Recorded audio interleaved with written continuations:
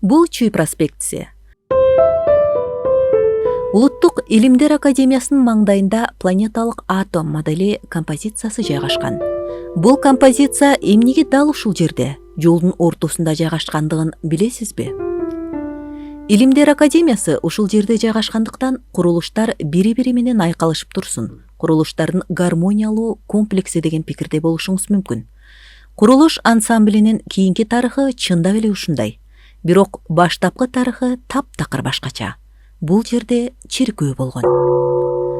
Орусиядан келип Бишкекке отурукташкан келгендер үчүн сыйынуу жана балдарга диний билим берүүчү жай катары Бишкектин батыш чегинде Көпөз жана Петров көчөлөрүнүн кесилишинде жайгашкан жерге 1905-жылы Серафимов чиркөөсү курулган.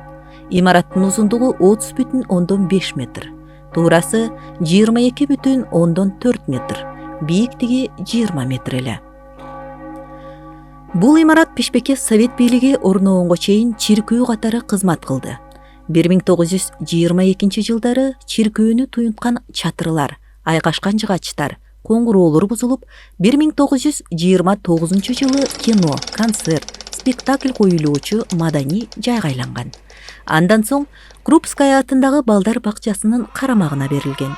Бул балдар үйү улуу ата мекендик согуш жылдарында Украина, Белоруссия, Молдова, Россия жана Кавказ өлкөлөрүнүн фашисттик Германия басып алган, басып алуу коркунучу жаралган аймактарындагы балдар үйлөрүнөн Кыргызстанга көчүрүлгөн балдардын айрымдарын тарбиялаган балдар үйү катары белгилүү.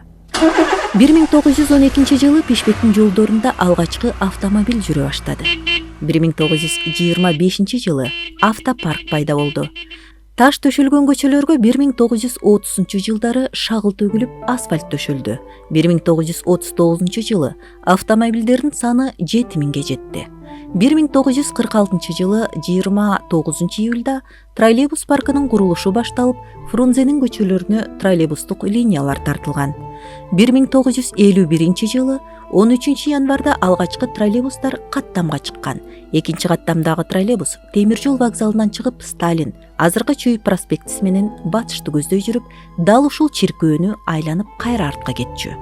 Демек, 1905-жылы курулган чиркөө 1950-жылдарга чейин сакталган. Транспорт каражаттарынын жана элдин санынын көбөйүшү менен чиркөө бузулуп, анын ордуна гүлдөр, советтик илимдин жетишкендиктерин даңазалап, атом ядросунун макети орнотулду. Ошондон бери Чүй проспектисинин ушул тилкеси атомду айланган жол катары келе жатат. Бул окуялардын чыныгы күбөлөрү чиркөө курулганда тегилген мына бул жол ортосундагы жол четиндеги бактар.